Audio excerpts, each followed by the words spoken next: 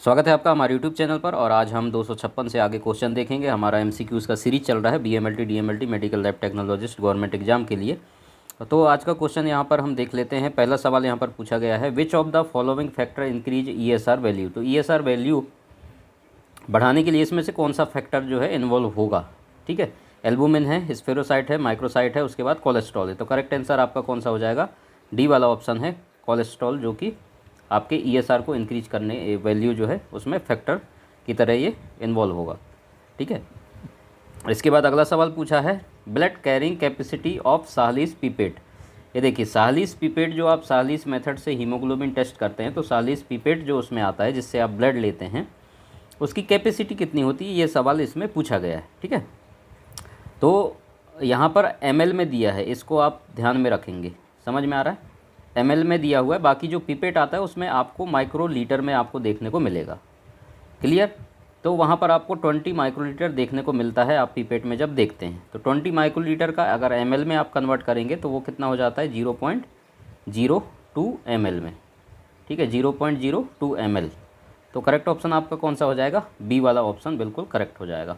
ठीक है, अगर आपको इसकी हार्ड कॉपी चाहिए है एमसीक्यूज़ की, तो आप हमसे मंगवा सकते हैं। हमें आप ईमेल कीजिए, ईमेल का लिंक आपको डिस्क्रिप्शन पे वीडियो के मिल जाएगा। आप हमसे ईमेल कर सकते हैं और ऑर्डर कर सकते हैं। चलिए, which of the following is not red cell indices. अब आपको सवाल पूछा गया है, इनमें से कौन सा है रेड सेल इंडाइसिस नहीं है। ठीक है, MCH है, MCB है, उसके बाद MCP है और MCHC है।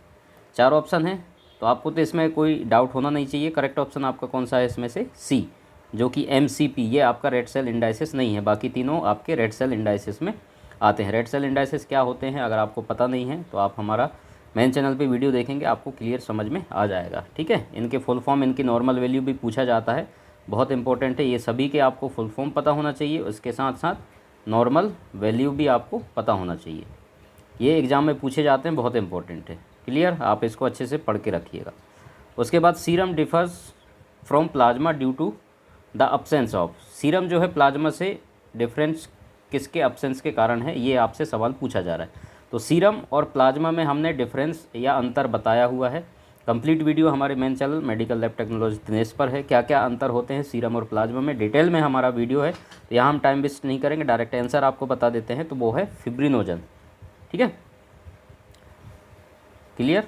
चलिए, अगला सवाल यहाँ पर देख लेते हैं, 260 नंबर। इन ऑटोक्लेव स्टेलाइजेशन ऑकर्स एट। तो ऑटोक्लेव का स्टेलाइजेशन का टेम्परेचर यहाँ पर जो है पूछा गया है। तो आपको पता होगा ऑटोक्लेव जो कि आप स्टेलाइजेशन में यूज करते हैं। माइक्रोबायोलॉजी में आपने पढ़ा होगा, स्टेलाइजेशन में अलग अलग कैटेगरी हैं। तो उसका भी कंप्लीट वीडियो हमने स्टेलाइजेशन का बनाया हुआ है हमारे मेन चैनल पर। डिटेल में आपको समझना है तो आप देख सकते हैं, बहुत सारे MCQs उससे भी बनते हैं। तो इसका करेक्ट ऑप्शन आपका कौन सा हो जाएगा, बी वाला, most heat above 100 degree centigrade. तो वहाँ पर 120 डिग्री सेंटीग्रेड से लेकर के आपको 134 इस तरीके से आपको देखने को मिलता है। टाइमिंग के अकॉर्डिंग उसमें सेट किया जाता है टेम्परेचर। ठीक है, तो ये था कुछ आज का MCQs हमारा। आगे भी हम कंटिन्यू MCQs आप लोगों के लिए लेकर के आएंगे। तो चैनल को सब्सक्राइब करके बेल आइकन दबा करके रखिए। हमारे मेन चैनल को भी अगर इसकी हार्ड कॉपी चाहिए है तो 250 पेज की हमारी MCQs नोट्स हमने प्रिपेयर किया है। अगर आपको चाहिए तो आप हमसे ऑर्डर कर सकते हैं, ईमेल कीजिए हमें, बाकी आगे का प्रोसेस आपको बता दिया जाएगा। Thank you so much.